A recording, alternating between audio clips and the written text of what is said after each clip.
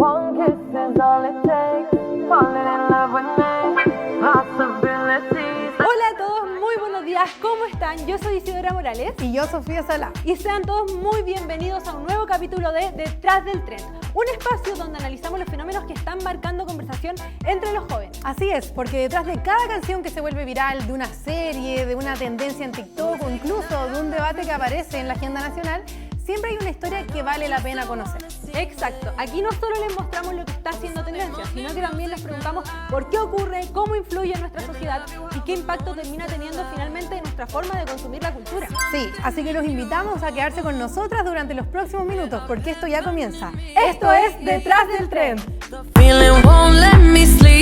Y comenzamos hablando de internet, porque si hay algo que caracteriza las redes sociales es la velocidad con la que aparecen nuevas tendencias.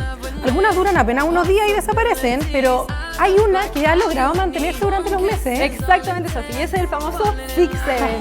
Probablemente lo han visto en TikTok, Instagram o en los comentarios de distintas publicaciones o incluso entre grupos de amigos. Así es, y bueno, nuestro periodista Joaquín Álvarez quiso entender cómo un número terminó transformándose en uno de los fenómenos más virales del último tiempo. Veamos su nota. Cuando pensamos en tendencias de internet, normalmente pensamos que son fenómenos que se van a ir en el mismo tiempo en el que llegan. Pero pocas veces una broma nacida en TikTok llega hasta el Vaticano. Y ese fue el caso del Six Seven. El fenómeno comenzó a expandirse en redes sociales durante 2025 a partir de la canción Dut Dut del rapero Skrilla. Lo que era una simple referencia musical terminó convirtiéndose en un código viral entre jóvenes de todo el mundo. Con el tiempo aparecieron videos, bromas, gestos y desafíos relacionados con el número. Y aunque para muchos no tiene un significado concreto, justamente ahí está parte de su éxito. Es un lenguaje que funciona porque quienes participan entienden la referencia. Mientras otras tendencias desaparecían, el Six Seven seguía creciendo. Pasó de TikTok a las salas de clases, de las salas de clases a los grupos de amigos y de los grupos de amigos hasta las redes sociales con millones de publicaciones. Pero el momento que confirmó su alcance global ocurrió en mayo de 2026. Durante una actividad en la plaza de San Pedro, un grupo de niños le enseñó al Papa León XIV el gesto del Six Seven. Ante las cámaras, el pontífice repitió el movimiento y la frase, generando millones de visualizaciones y reacciones en redes sociales. Consolidando una imagen poco habitual, una de las máximas autoridades religiosas del mundo realizando un trend que nació en TikTok. Para muchos jóvenes, el Six Seven representa algo más que solo una moda pasajera. Es una muestra de cómo Internet logra crear códigos propios, capaces de unir a millones de personas sin necesidad de una reunión formal. Quien entiende el chiste pertenece al grupo, quien no, inevitablemente termina preguntando qué significa. Lo que comenzó como una referencia musical terminó convirtiéndose en uno de los trends más virales del último tiempo. Y si todavía quedan dudas sobre el alcance que pueden llegar a tener las redes sociales, basta recordar que una broma que empezó entre adolescentes logró llegar hasta el Vaticano. Porque en la era digital, incluso un simple Six Seven puede terminar siendo replicado por el Papa. Oye, Sofi, la verdad es que nos sigue sorprendiendo cómo una idea tan simple puede terminar siendo conocida prácticamente en todo el mundo y siendo replicada por una figura tan importante como el Papa. Totalmente. Pero ojo, las redes sociales no han sido las únicas que han cambiado la forma en que nos comunicamos. Yo creo que la industria musical ha sido trascendental también para eso. Oye, Isi, supe que las semanas pasadas estuviste haciendo una nota bien interesante. Exactamente, Sofi. Durante la última semana estuve trabajando en una historia que parte de una pregunta súper interesante, y es que hoy en día ¿basta solamente con tener talento musical o hay que tener una imagen capaz de conectar con el público para triunfar? Bueno, eso es justamente lo que ocurrió con Zara Larsson. Era una artista que llevaba ya años haciendo buena música, pero que recientemente volvió a instalarse y con fuerza gracias a una renovación en su identidad y también a fenómenos obviamente nacidos en internet. Exacto, los invito a conocer la nota que les preparamos. Hoy vamos a hablar de Zara Larsson, una artista que desde joven demostró talento y una gran voz. Ahora sí, les traigo el fenómeno musical, el renacer de Zara Larsson. Y como una ave fénix, Zara volvió a aparecer con una imagen completamente renovada, más color, más personalidad y una estética que dejó atrás esa imagen común que la acompañó durante sus primeros años de carrera. Y aquí aparece una pregunta incómoda dentro de la industria musical. ¿Los artistas triunfan por su calidad o por la imagen que construyen alrededor de su música? Porque Zara no empezó a hacer buenas canciones recién ahora. Temas como Never Forget You o Lush Life ya demostraban su talento. El problema era que en una industria donde la atención dura segundos, quizás su identidad visual no lograba quedarse en la mente de la audiencia. Pero todo cambió cuando Zara comenzó a jugar con una imagen más atrevida, más brillante y más cercana a la cultura digital. Uno de los momentos que volvió a ponerla en conversación fue el famoso meme del delfín, un fenómeno que parecía una simple tendencia de internet, pero que terminó ayudando a que una nueva generación volviera a mirar hacia ella. Y Sara no es un caso aislado. La historia de la música está llena de artistas que entendieron que reinventarse podía ser la clave para sobrevivir en la industria. Miley Cyrus pasó de ser una estrella juvenil a construir una imagen completamente diferente con una propuesta más adulta. Taylor Swift transformó su estética y sonido varias veces para mantenerse vigente y conectar con las nuevas audiencias. Y por último, Lady Gaga convirtió la imagen en parte fundamental de su identidad artística, demostrando que la estética también puede ser una forma de expresión. Pero ojo, Sara no solamente logró conectar con los jóvenes, su regreso también llamó la atención de generaciones que llevan décadas dentro de la industria. Y no cualquiera, una verdadera leyenda del rock como Mick Jagger. Incluso destacó su talento. And my son said to me, Zara Larson's having a big comeback. And I said, well, she never went away from me. I said, I liked her since ruined my life, you know, so... Una muestra de que una buena reinversión puede cruzar generaciones y demostrar que la música no tiene edad cuando existe una identidad visual fuerte detrás. Porque a veces un artista no desaparece, simplemente está esperando encontrar la versión de sí mismo que el mundo todavía no conocía. Oye, y sí, muy buena nota. Me llamó mucho la atención eso que decías de que muchas veces el éxito de un artista ya no depende solamente de las canciones que hace, sino también de la identidad que se logra construir alrededor de su música. Bueno, esa idea de construir una identidad también está muy presente en una industria donde la imagen lo es prácticamente todo, la moda. Históricamente siempre habían sido lideradas por ciudades como París, Milán, Nueva York, pero nuestra periodista Josefa Fourniel investigó cómo diseñadores chilenos han llegado a vestir a artistas de reconocimiento mundial. Veamos la nota. Cuando vemos artistas como Shakira o Lady Gaga sobre algunos de los escenarios más importantes del mundo, pocas veces pensamos en quién está detrás de los diseños que utilizan. Sin embargo, cada vez más profesionales vinculados a Chile están logrando abrirse espacio a la industria internacional de la moda. Shakira volvió al universo futbolero con Die Die, la canción oficialmente del Mundial de Fútbol 2026. El videoclip ya acumula millones de visualizaciones y ha llamado la atención no solo por la música, sino también por la impactante estética que acompaña al artista. Lo que pocos saben es que uno de los vestidos más llamativos que aparecen en la pantalla fue diseñado por un chileno. Se trata de Sebastián Albornoz, creador de la marca Cevali y conocido internacionalmente como Sebastián A. de Ruffray. El diseño destaca por su transparencia, aplicaciones brillantes y una silueta asimétrica que aporta dramatismo y movimiento a cada escena. Una propuesta que logró captar la atención de los fanáticos y que hoy forma parte de una de las producciones audiovisuales más vistas del año. Para llegar a vestir a una estrella mundial como Shakira no ocurrió de la noche a la mañana. Sebastián estudió diseño industrial en la Universidad Católica y posteriormente realizó un intercambio en Milán, una de las capitales mundiales de la moda. Desde entonces comenzó una trayectoria que lo llevó a trabajar para reconocidas casas como Alexander McQueen, Balmain y Tom Ford. Sus creaciones también han sido utilizadas por artistas de alcance global, como Rosalía, Doja Cat y Alexa Demie. Y Sebastián no es el único caso. A comienzos de este año, otro diseñador chileno apareció detrás de uno de los espectáculos más vistos del planeta, el Super Bowl. Trata de Diego Cajas Parra, quien participó en la confección del vestido utilizado por Lady Gaga durante el evento. La prenda fue desarrollada por la reconocida firma neoyorquina Luar, donde actualmente trabajó el diseñador chileno. La historia tiene además un componente personal. Según ha contado el propio Diego, fue precisamente Lady Gaga quien despertó su interés por la moda cuando era adolescente. Años después, ese interés terminó convirtiéndose en una oportunidad profesional que lo llevó a colaborar en la creación de prendas para la misma artista que admiraba. Los casos de Sebastián Albornoz y Diego Cajas reflejan una tendencia que cada vez se hace más visible, la presencia de talento chileno en espacios históricamente dominados por las grandes capitales de la moda. Hoy vemos a Shakira en el videoclip oficial del Mundial y a Lady Gaga sobre uno de los escenarios más importantes del entretenimiento global. Pero detrás de esas imágenes también hay trabajo chileno. Una señal de que la moda internacional ya no se diseña únicamente en ciudades como París, Milán o Nueva York. Hoy también se diseña desde Chile para el mundo. Oye, Sofi, qué interesante conocer estas nuevas historias, porque muchas veces pensamos que para llegar a los grandes escenarios es necesario vivir en Europa, en Estados Unidos, y finalmente vemos que también hay personas y profesionales que han logrado construir ese camino desde Chile. Totalmente. Bueno, la misma José logró profundizar en este fenómeno. Logró conversar con Kendry Mora, que es un diseñador venezolano, pero que ya está radicado en Chile. Dentro de la entrevista nos cuenta cómo ha sido abrirse paso en este mundo, qué desafíos ha tenido que enfrentar y, bueno, cómo busca proyectarse también internacionalmente. Veamos la entrevista.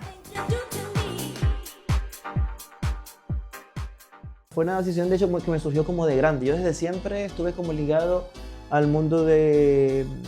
En Venezuela se hacía mucho el carnaval. Entonces, yo trabajaba desde pequeño en trajes de eso. O sea, sentí que era como algo que me gustaba y lo hacía. Me encantaba hacerlo. Pero eso se transformó en toda esta idea. Comencé a estudiar y eso me fue enamorando. El tiempo que viví en Venezuela, tenía una carrera como diseñador también. Me dedicaba a otro rubro muy diferente al que me dedico ahora aquí. Pero igual trabajaba dentro de la industria de la moda. Así que fue como una continuación de mi carrera. Aquí fui descubriendo como cosas poco a poco que me han llevado a lograr las cositas que hemos logrado. Tengo aproximadamente 9 años que llegué acá. Al principio fue bastante complicado el adaptarse. Yo siento que la moda en Chile es muy diferente a la moda que nosotros vivimos en Venezuela. Me dedicaba a otra cosa, me dedicaba a ser diseñador, pero trabajaba para eventos sociales, como bodas, 15 años y eventos de esa magnitud. Una gran preparación. La gente solo ve, como dices tú, un producto, pero detrás de todo eso hay una gran preparación, desde seleccionar los materiales, desde hacer las pruebas, la confección de la prueba, luego la prueba. O sea, a mí me pasa que hay pruebas que comienzan de una manera y terminan de otra totalmente diferente, pero es algo que es un proceso creativo que obedece a cambios y a lo que sea mejor para el proyecto que estamos haciendo. A veces no se alcanza a apreciar, pero es una parte muy fundamental de eso. El tiempo que nosotros le dedicamos a cada pieza es como la garantía de lo exitoso que puede ser o lo bien que se puede lograr el proyecto. Bueno, tengo que confesar que a veces estamos en tanto trabajo que no alcanzamos como ni a disfrutar ni a dimensionar el impacto que pueda tener esa cosa que nosotros creamos con tanto esmero y con tanto... Pero siempre es como bonito ver las redes y ver qué tal persona te mencionó. Un tiempo para acá estamos trabajando con ciertas personalidades del mundo del espectáculo. Pero la verdad es que yo siento que la industria de la moda es un campo bastante complejo, pero al mismo tiempo siento que es un campo muy diverso. Y eso te permite, siempre cuando tú hagas un buen trabajo, seas dedicado y le entregues mucho amor a las cosas que tú haces, yo siento que vas a conectar con cierto público. Entonces cuando digo diverso es que hay muchos diseñadores con estilos muy diferentes y todos tienen una cartera de clientes amplia. O sea, cada quien tiene como su público. Entonces siento que tiene como pro y contra, pero me gusta como la variedad o la diversidad que tiene uno como diseñador. Siento que mi trabajo, modestia aparte, como que generó un impacto en lo que la gente veía aquí o que la gente hacía acá. De hecho, a mí la gente me conoce como el diseñador de las Misses, porque nosotros hicimos un trabajo en el 2000, no sé, el año de pandemia, el Miss Universo en Israel, hicimos un traje típico que fue las palomitas de la Ligua. Entonces eso generó como tanto impacto que la gente por ahí comenzó a conocerme. Entonces era una Miss, la gente no cachaba como nada de lo que era este mundo de las Misses, pero eso dio de qué hablar. Entonces la gente comenzó a seguir, comenzó a ver mi trabajo y la gente me fue catalogando como eso, como el diseñador de las Misses. Fue súper complicado, porque aquí la gente era un poco más sencilla, era un poco más sobria, pero de poquito a poco lo fui metiendo como, y a la gente es algo que hoy le gusta hoy en día. Los trabajos con mucho brillo. La gente lo ve así como que, wow, esto lo pegaron uno a uno, o sea, la gente más allá de eso puede ver el trabajo que hay detrás de cada pieza, entonces la gente igual lo valora mucho, eso me gusta de mi trabajo. Oye, súper interesante conocer la experiencia de alguien que vive la industria de la moda desde dentro todos los días. Exacto, Sofía. Yo creo en lo personal que deja una reflexión súper importante, y es que muchas veces hablamos del talento chileno cuando triunfa fuera de Chile, pero detrás de esos logros también existe muchísimo trabajo, dedicación y años de esfuerzo que muchas veces no alcanzamos a ver. Bueno, esa discusión no ocurre solamente dentro del deporte, también la vemos en el cine, la serie, donde muchas producciones al final generan estas enormes expectativas y después dividen completamente a los fanáticos. ¿Y supiste que después de 5 temporadas The Voice llegó oficialmente a su final? Y como era de esperar, el desenlace dejó opiniones completamente divididas entre quienes siguieron la serie durante todos estos años. Sí, yo supe algo así como que mientras algunos destacaron el cierre de la historia y el desarrollo de los personajes, otros esperaban un final mucho más épico. De hecho, nuestro periodista Carlos Bocelín hizo una columna, un comentario sobre las reacciones que dejó este esperado desenlace.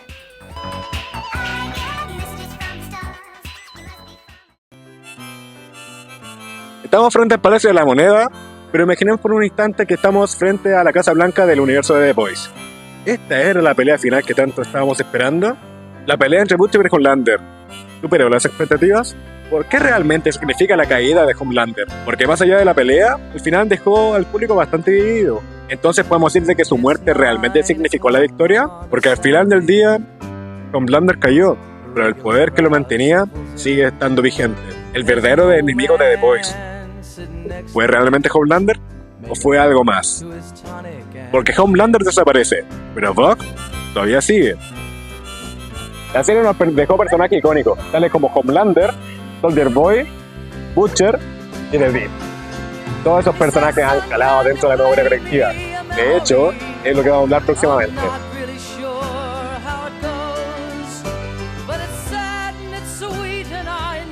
Fue de 5 temporadas la serie después llegó a su final. Y bien, algunos lograron el cierre emocional, el destino de los personajes y que la serie mantuviera su crítica al poder, pero otros sintieron que la pelea final fue demasiado corta, demasiado rápida, incluso menos épica de lo que se venía prometiendo. En gran parte de esa discusión gira en torno a Homelander. Durante toda la serie fue presentado como alguien prácticamente invencible, podía controlar gobiernos, manipular a millones de personas y destruir a cualquiera que se interpusiera en su camino, pero su verdadera debilidad nunca fueron sus poderes, fue su necesidad de aprobación, ser amado. Homelander no solo quería ser temido, necesitaba que lo amaran, necesitaba las cámaras, los aplausos y sentir que todo el mundo estaba pendiente de él. Por eso, verlo caer y quedar expuesto representa mucho más que una derrota física.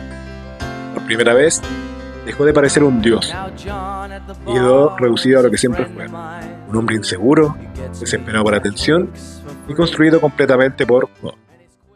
Oye, la verdad es que es súper difícil hacer un final que deje conforme a todos. Sí, sobre todo cuando hablamos de series que duran, no sé, años. Pero bueno, más allá de eso, me parece interesante, sí, que The Voice siga utilizando la ficción para hacer estas críticas a temas muy presentes dentro de la sociedad. Y justamente muchas de las historias que vemos hoy en día en las plataformas de streaming tienen algo en común, y es que antes de llegar a la pantalla nacieron en formato de los libros. Durante los últimos años hemos visto cómo distintas novelas se transforman en películas, en series, capaces de convocar a millones de espectadores en todo el mundo. Desde romances juveniles hasta grandes sagas, las adaptaciones literarias viven uno de sus mejores momentos. Nuestra periodista Paula Mieville preparó la siguiente nota. Veámosla.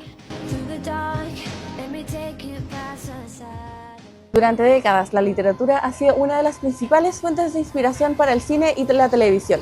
Sin embargo, en los últimos años las adaptaciones literarias han alcanzado una nueva popularidad, transformando historias escritas en fenómenos audiovisuales, capaces de reunir hasta millones de espectadores. Un ejemplo clave es el fenómeno de Summer I Turned Pretty, basada en la trilogía juvenil escrita por Jenny Han. La historia de Belly y sus veranos junto a Conrad y Jeremiah logró conquistar a lectores antes de llegar a la pantalla, pero su adaptación televisiva permitió que nuevos públicos conocieran su historia y se sumaran a la comunidad de fanáticos. Las adaptaciones literarias ya no solo buscan contar una historia conocida, sino que también crear una experiencia alrededor de ellas. Las redes sociales han tomado un papel fundamental en esto, convirtiéndose en espacios donde los seguidores comentan capítulo tras capítulo, comparan escenas con los libros y defienden a sus personajes favoritos hasta la muerte. Este impacto también se refleja en la saga como Off Campus, escrita por el Kennedy.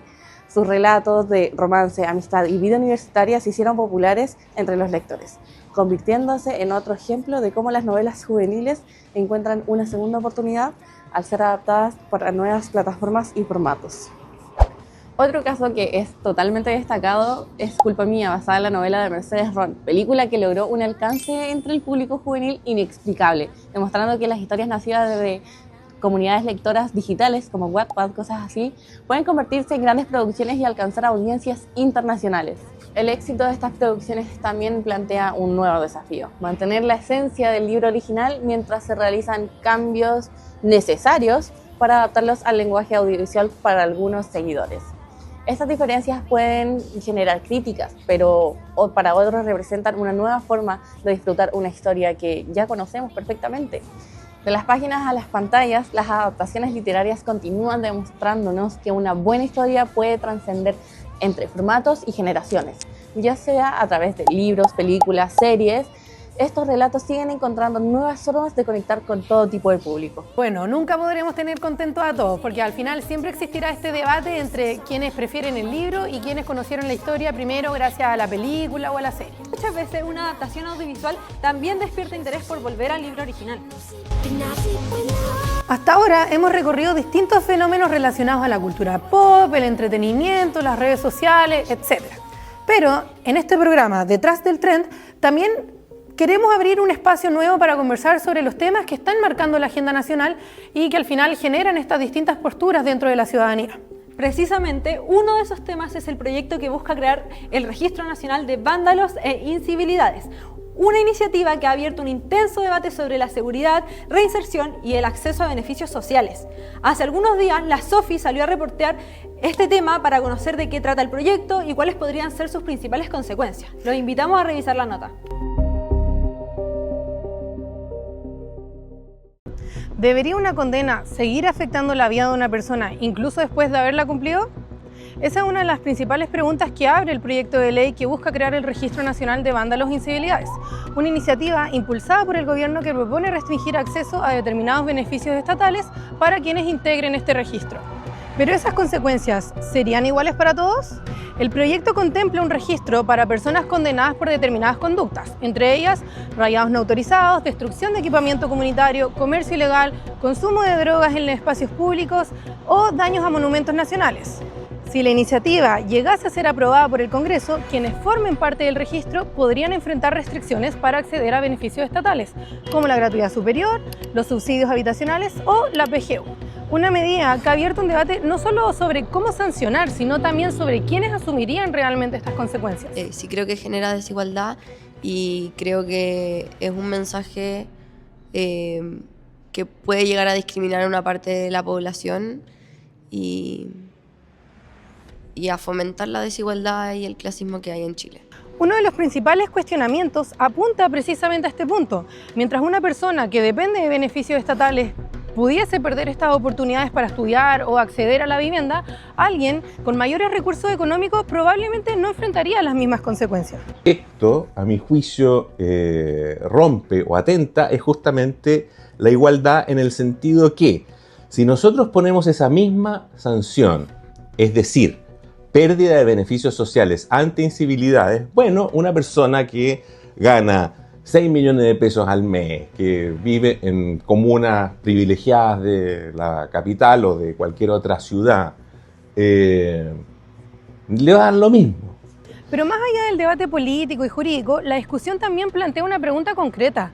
¿Cómo cambiaría la vida de una persona si perdiera el beneficio que le permite estudiar o proyectar su futuro? Entonces, ¿por qué por una incivilidad, que tampoco sabemos muy bien de qué se trata, va a estar ligada a la pérdida de beneficios. Eso me parece constitucionalmente cuestionable. Mientras el gobierno sostiene que esta iniciativa busca fortalecer el respeto por los espacios públicos y la responsabilidad ciudadana, el proyecto también ha abierto esta discusión sobre la proporcionalidad de las sanciones, la igualdad en el acceso a beneficios sociales y si sus efectos terminarían siendo los mismos para todos. Ahora será el Congreso quien deberá definir si el Registro Nacional de Vándalos e Incivilidades pasará a formar parte de la legislación chilena. Como vimos en la nota, el proyecto no solo busca sancionar determinadas conductas, sino que también abre esta discusión mucho más amplia sobre cuáles deberían ser los límites de esas sanciones y cómo podrían afectar la vida de las personas. Coincidimos en que el espacio público debe cuidarse y que quienes cometen delitos deben asumir responsabilidades. La pregunta es, ¿cuál es la forma más adecuada de hacerlo? Yo creo que esta propuesta sí apunta a un problema real. Durante años hemos visto rayados, destrucción de espacios públicos, comercio ilegal y muchas veces la sanción es que esas conductas no tienen consecuencias suficientes. El Estado establece un registro y restringe ciertos beneficios, también está enviando una señal de que hay que cuidar el espacio público y de que el espacio público importa realmente. Estoy de acuerdo en que esas conductas deben sancionarse. El problema es qué pasa después. Si una persona ya fue condenada y ya cumplió la sanción que estableció un tribunal, ¿es razonable seguir castigándola, restringiendo sus beneficios que precisamente podrían ayudarla a salir adelante? Además que las consecuencias de esta medida probablemente no serían iguales para todos. Una persona con recursos económicos puede pagar una universidad privada o comprarse una vivienda sin subsidios. En cambio, alguien que depende de la gratuidad o de un beneficio estatal sí podría verse afectado directamente para su proyecto de vida. Pero es que justamente ese es el objetivo, que exista un incentivo para no cometer estas conductas. Sí, pero es que el problema ahí es que la evidencia sobre prevención no es tan clara. O sea, en cambio, lo que sí sabemos es que facilitar el acceso a la educación y al empleo reduce las posibilidades de reincidencia. Entonces, yo creo que quitar beneficios educacionales podría terminar haciendo exactamente lo contrario a lo que se busca. Hay quienes sienten que el Estado entrega beneficios sin exigir responsabilidad, porque desde esa perspectiva parece razonable que quien recibe apoyo público también tenga el deber de respetar ciertos mínimos requisitos de convivencia. Claro, pero aquí yo me hago otra pregunta, o sea, ¿estamos hablando realmente de responsabilidad o simplemente de una doble sanción? Porque la persona ya respondió ante la justicia y si ya le cuesta más estudiar o encontrar trabajo, también disminuirían sus posibilidades de aportar a la economía y aumentar el riesgo y aumentaría el riesgo de volver a delinquir. También hay quienes sostienen que los beneficios sociales no son derecho automático, sino políticas públicas que pueden tener requisitos. Sí, pero aquí la diferencia es que esos requisitos podrían terminar afectando más a quienes menos tienen. Y ahí es donde aparece este debate sobre la igualdad. O sea, si dos personas cometen la misma falta, pero solo una pierde oportunidades porque depende de esos beneficios estatales, ¿las consecuencias realmente serían las mismas para ambos? Es que justamente esa es la discusión que ahora tendrá que dar el Congreso. Sí, pero aquí yo creo que al final la pregunta no es si las conductas deben sancionarse. O sea, en eso probablemente todos estamos de acuerdo. La verdadera discusión, creo yo, es cuál es la mejor forma de hacerlo y si las consecuencias de esta propuesta terminarían afectando por igual a todos los ciudadanos. Con esta reflexión llegamos al final de un nuevo capítulo de Detrás del Tren. Hoy recorrimos distintos temas que marcaron la conversación, desde los fenómenos virales nacidos en Internet, pasando por la música, la moda, el cine, la literatura, hasta un debate que está presente en la agenda nacional. Dejémosla ahí. Esperamos que hayan disfrutado este recorrido tanto como nosotros disfrutamos haciéndolo. Gracias por acompañarnos este día. Nos vemos en un próximo capítulo de Detrás del Tren. ¡Chao!